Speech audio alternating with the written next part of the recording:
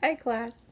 So today we're gonna go over the Heiligenstadt Testament. It's the kind of suicide note that Beethoven wrote to his brothers Karl and Johann, but he never sent it. We're gonna find out why. But before we start, I just want to give you a heads up that the language is a little different. He's from the Romantic era, so they wrote and they spoke differently. So if you've ever read like Samuel Taylor Coleridge or any of the Romantic poets, the language is fairly similar, except Beethoven wasn't a poet, so his language isn't as, pretty. So we're gonna start. If you look on the website, there's a page for the Heiligenstadt Testament. So I'm gonna start kind of a few sentences in. So he writes, "From childhood on, my heart and soul have been full of the tender feeling of goodwill, and I was even inclined to accomplish great things.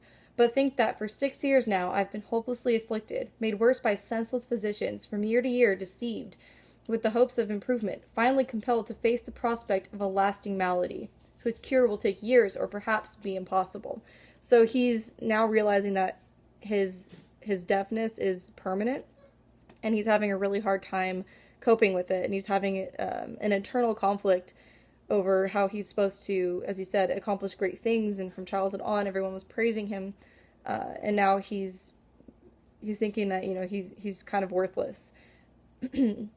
To go on, he says, "Though born with a fiery, active temperament, even susceptible to the diversions of society, I was soon compelled to isolate myself, to live life alone. If at times I tried to forget all this, oh, how harshly was I flung back by the doubly sad experience of my bad hearing. Yet it was impossible for me to say to people, 'Speak louder, shout, for I am deaf.'" So, like I said, he's having an internal conflict with himself, thinking that he's worthless, he's a burden to society, and he was one of the figures that was very prominent in society at that time. So if you can imagine being, very popular with pretty much everyone that you met, and suddenly not being able to interact with them. I remember, having issues as a kid. You feel outcast, you feel isolated. Put yourself in his shoes. How would you feel? I'm sure you have felt like that at some point in time. I think everybody has. So I'm going to skip down a little bit.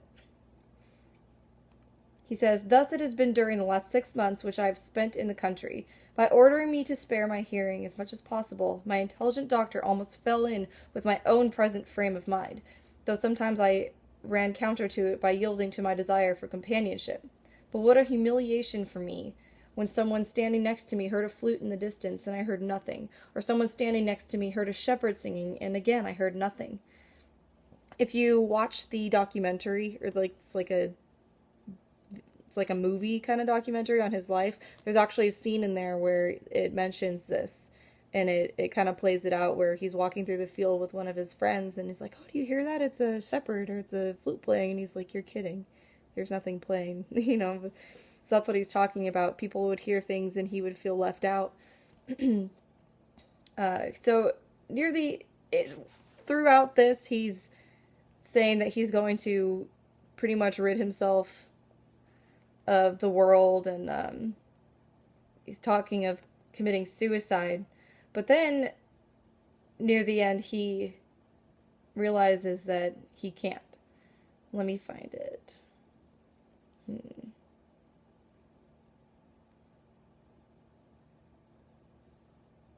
He says, "Ah, it seemed to me impossible to leave the world until I had brought forth all that I felt was within me. So I endured this wretched existence, truly wretched for so susceptible a body, which can be thrown by a sudden change from the best condition to the very worst." So he says that he's not going to leave the world until he feels fulfilled, because he has so much talent. He doesn't want to waste it. He knows that he has it in him. He knows he can accomplish great things. He doesn't want to let this drag him down. So that's why he never sent the letter.